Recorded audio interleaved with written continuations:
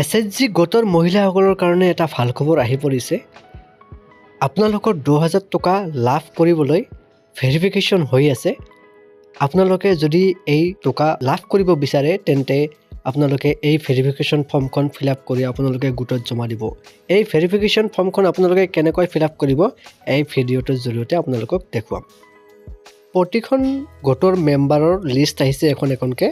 যাৰ লিষ্ট আহিছে সকলোৱে এই ফৰ্মখন ফিল আপ কৰিব লাগিব। আপোনালোকে দেখা পাইছে Assam state rural livelihood mission মুখ্যমন্ত্ৰী মহিলা উদ্যমিতা অভিযান MMUA এইটো লিখা আছে। তো আপোনালোকে এইটো কেনেকৈ ফিল আপ কৰিব, যিটো লেফ্ট ছাইডত লিখা আছে এছএইচজি নেম, আপোনালোকৰ ছেল্ফ হেল্প গ্ৰুপৰ নামটো আপোনালোকে লিখিব আৰু মেম্বাৰ আইডিটো MMUA এইটো আপোনালোকে লিখি ল'ব। লিখিলে তলত দেখিব পাৰিব যে আই hereby declare date I have ডেছ নং অফ চিলড্ৰেন, যে আপোনালোকৰ কিমানটা ল'ৰা ছোৱালী আছে। আউট অফ হুইচ ডেছ নং is girl child of 3 to 14 years of age, school going age, and see they have been admitted not admitted in school।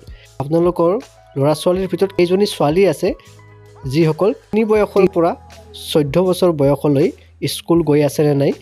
যদি গৈ আছে তেন্তে এডমিটেডত আপোনালোকে টিক মাৰ্ক কৰি দিব আৰু এজন হ'লে চি দিব আৰু যদি দুজন থাকে দে দিব।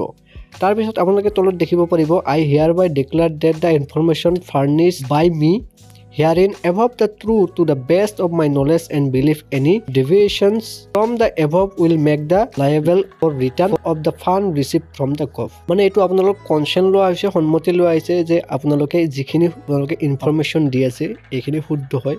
যদি আপোনালোকে ভুলকৈ বা মিছা ইনফৰমেশ্যন দিয়ে তেন্তে টকাটো ঘূৰাই দিব লাগিব আপুনি আৰু আইনমতে দণ্ডনীয় হ'ব। ইয়াৰ পিছতে আপোনালোকে তলৰ পিনে ডেটটো লিখি দিব আৰু আপোনালোকৰ ঠাইটো লিখি দিব।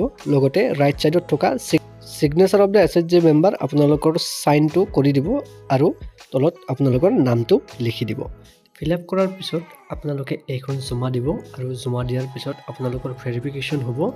আপোনালোকে নিশ্চয় জানে যে যিসকলৰ 3টাতকৈ ওপৰত ল'ৰা ছোৱালী আছে তেওঁলোকৰ ভেৰিফিকেশ্যন নহ'ব আৰু টকাটো লাভ নকৰিব। গতিকে আপোনালোকে ভুল ইনফৰমেশ্যন দি ফিল আপ নকৰিব আৰু শুদ্ধকৈ ফিল আপ কৰি জমা দিব। আৰু জমা দিয়াৰ লগতে আপোনালোকে এখনকৈ ফটো উঠিব লাগিব। সেই ফটোখন উঠি আপোনালোকে জমা দিব। ধন্যবাদ।